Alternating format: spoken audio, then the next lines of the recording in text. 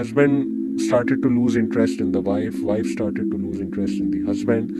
तो कैसे इसको दोबारा revive, what are some of the ways के कपल्स जो है वो दोबारा इस चीज को रिवाइव कर सकते हैं? टाइम ज्यादा स्पेंड करें एक दूसरे के साथ, नई चीजें ट्राई करें, क्या करें, ट्रैवल करें? और हमारा मर्द औरतों से ज्यादा रोने पे तैयार है इस वक्त कि मेरे साथ ये हो गया, ये जुल्म हो गया, ये फलाने बुरा कर दिया, ये कर दिया, औलाद ऐसे कर लेती तो अच्छा हो जाता, बहन भाई यूं कर देते तो बीवी अच्छी नहीं मिली, उसने ये नहीं किया। अपने पेरेंट्स के घर चली जाती हैं खवातीन, वहाँ से फिर प्रेशर आना शुरू होता है। आई थिंक उसकी वजह यही है कि बात नहीं सुनी गई उनकी, इस हद तक मजबूर कर दिया गया कि अब वो इस सोल्यूशन की तरफ आ रही हैं। खुसूसन खवातीन, how they can deal with difficult people in their family, in laws and overall. यहाँ पे सारे पागल बस रहे हैं इस घर में, ठीक है, जो हर वक्त चीखम धाड़ करते रहते हैं, कोई किसी की नहीं सुनता, आर्ग्यूमेंट दिए जा रहे हैं, हर एक नेगेटिव है और आपको बहुत ज्यादा तकलीफ है। सब इस ऑल नेगेटिविटी एंड केओस में एक काम करें, मर्द आ जाके फिर यही कहता है कि जी भाड़ में जाए सब, मेरी तो, मैं इतनी टेंशन क्यों लूं, मेरी तो पहले बहुत टेंशन है, मैं तो वहाँ जॉब पे बहुत टेंशन उठा रहा हूँ, फिर कुछ अपने पर्सनल इश्यूज चल रहे हैं उस पर टेंशन है। हस्बैंड भी रिस्पेक्ट करना शुरू हो जाता है। रिस्पेक्ट किस बात में होती है? आपके इंडिपेंडेंट होने में होती है, आपके इंडिविजुअल होने में होती है, आपकी गुड एंड सॉलिड थिंकिंग के बारे में होती है और आपकी सिंसेरिटी के बारे में की वजह से होती है।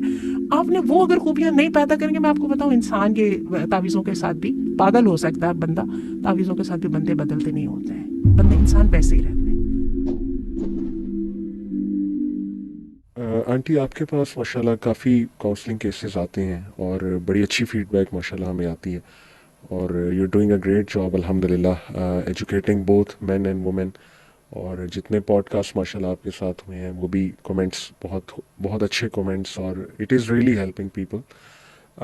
बट पर्टिकुलरली मैं आपके एक्सपीरियंस से ये पूछना चाहूँगा कि जितने भी काउंसलिंग केसेस आपने देखे और उसमें ज़ाहिर है कॉन्फ्लिक्ट के बहुत से इश्यूज आते होंगे, हस्बैंड एंड वाइफ के कॉन्फ्लिक्ट्स या सास बहू के या नंदों के या जॉइंट फैमिली के जो हमारा स्ट्रक्चर है उसके कॉन्फ्लिक्ट्स, आपको क्या लगता है कि इतने कॉन्फ्लिक्ट्स क्यों बढ़ गए हैं? क्योंकि आ जाके शिकायतें यही होती हैं। क्या ये तरबियत में कमी है? क्या हमें सिखाया ही नहीं जा रहा शुरू से कि कॉन्फ्लिक्ट आएगा, कॉन्फ्लिक्ट को रिजॉल्व कैसे करना है, नेचर डिफरेंट हो सकती है दो लोगों की वगैरह वगैरह, या आप समझती हैं कि जनरेशन गैप बहुत है, फ़र्क बहुत है सोच में, यानी जो बड़े हैं उनकी सोच और है और जो अभी आज की जनरेशन है उनकी सोच बहुत मुख्तलिफ है, तो इस वजह से क्लैश और कॉन्फ्लिक्ट और एक दूसरे को नापसंद करना।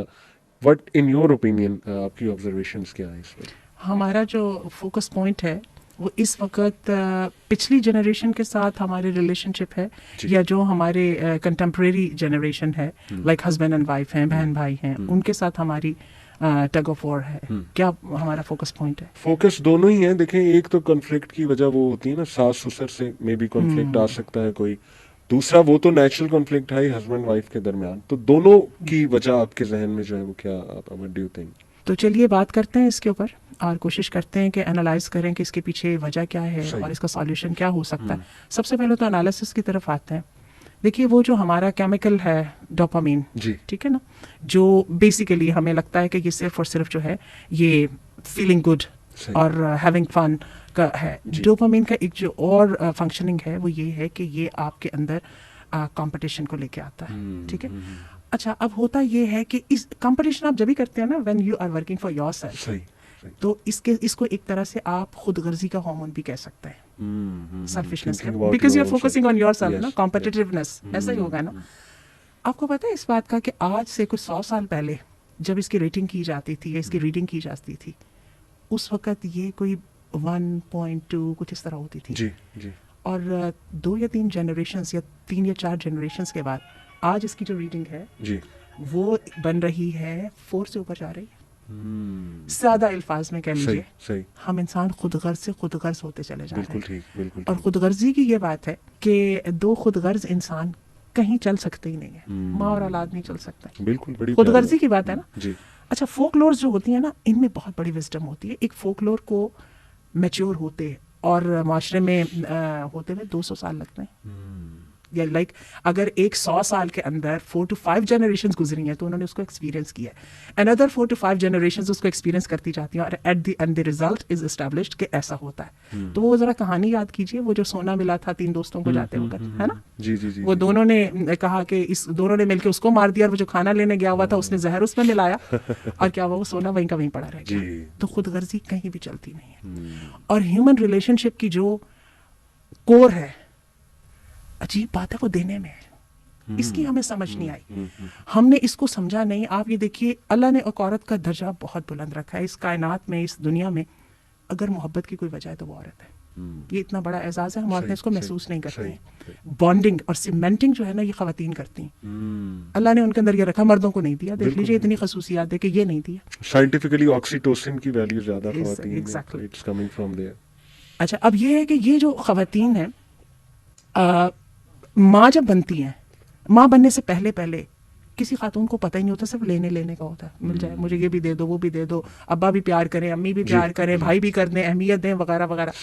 अब माँ बनते ही जैसे मतलब गिविंग पोजीशन में आता है, मुझे तो माँ बन के एहसास हुआ, अल्लाह, मोहब्बत देना इतना बड़ा काम है। सुभान अल्लाह। जो खुशी, जो इत्मीनान और जो मुझे वो ऑनर मिला अपने जो जिसको मैंने फील किया जी, that was the giving the love।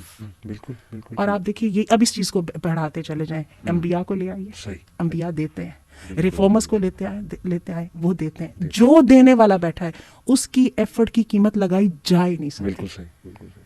ठीक है, और इसकी कोई दुनिया में बदला दे ना दे, इसकी इतनी बड़ी ये एडिक्शन है, खैर करना और नेकी करना और किसी के लिए सैक्रिफाइस करना, कि लोग पागलों और बेवकूफों की तरह किए जाते हैं। ये अब्दुल सितारी दी और इस तरह के लोगों को क्या था, कौन सा इनके अंदर वो केमिकल की एक्सेस हो गई थी, लेकिन दे केप्ट डूइंग इट।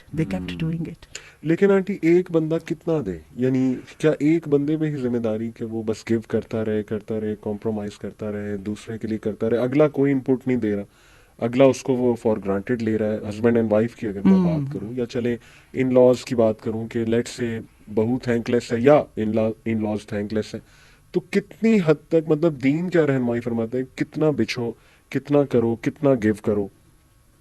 हाँ बिल्कुल, इसके लिए सबसे पहले हमें ये समझने की जरूरत है, इन लॉज और नॉट इन लॉज, सगे माँ बाप को ले आइए, सही, whether we are willing to make it working और नॉट। हमें सॉल्यूशन चाहिए, बिल्कुल ठीक, या खींचातानी चाहिए। मुसीबत सारी ये है, हम कहते हैं, जैसे हम अभी बात कर रहे थे कि जो देने में खुशी वाली बात थी ना, हम कहते हैं कि दूसरा तो दे, मैं कीमत ना दूं। ठीक है ना, वहां पे हम खुदगर्जी चला जाते हैं। तो ये जो खुदगर्जी चला जाने के साथ एकदम वो पूरे का पूरा जो है ना, वो सीन अपसेट हो जाता है। ठीक है, अब ये होता है कि अब प्रेशराइज किया जा रहा है, टॉर्चर किया जा रहा है, व्हाटएवर वे, ठीक है, कोशिश की जा रही है कि दूसरे से उसका बेस्ट लिया जाए, उसको तंग करके। ऐसा होता नहीं है। मैं आपको बताऊं, इंसानी फितरत दब नहीं सकती है। वो समझते हैं, लोग समझते हैं शायद औरतें ढल जाएंगी, औरतें समझती हैं हम काबू कर लेंगे, कोई किसी को काबू नहीं कर सकता। और मैं आप ये बात कहूंगी कि जब हम इस वॉर में, इस बैटल में दाखिल हो जाते हैं, बोथ आर डिस्टाइन्ड टू लूज। हमें पता है ना, रिलेशनशिप की वॉर में जो जीतता है वो हमेशा हारता है।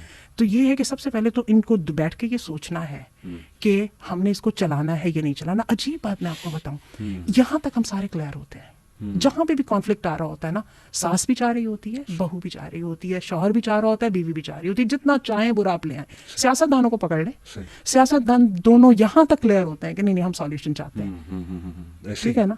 तो फिर उसके बाद कौन सी चीज गड़बड़ करती है, बताइए जरा। बिल्कुल ठीक, यानी एक बंदा अगर चाहता ही नहीं तो बड़ा मुश्किल है उसके साथ चलना या गिव करते रहना। तो I think the key is conversation, we should start a conversation. इसको कैसे इनिशिएट किया जाए, इश्यूज को डील करने? मैं आपको एक बात बताऊं, सम टाइम कम्युनिकेशन और कन्वर्सेशन जब फायदा नहीं देती, जब अगला सुनने के मूड में नहीं होता। सही, ठीक है। और नॉर्मली ये होता है, जिसको जिस वक्त हाथ में पड़ी मिल रही होती है ना, पावर मिली होती है, उस वक्त कोई भी सुनने के मूड में नहीं होता। अल्लाह माफ करे, सुनने के मूड में हम उस दिन आते हैं जिस दिन हर चीज हाथ से निकल जाती है, मगर उस दिन सुनने का फायदा नहीं होता।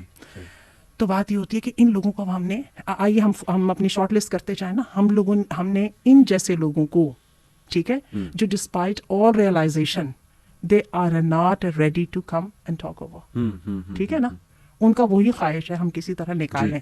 अब इन लोगों को हमने कैसे उस प्रेशर में लेके आना है कि somehow it could make them listen, बस काफी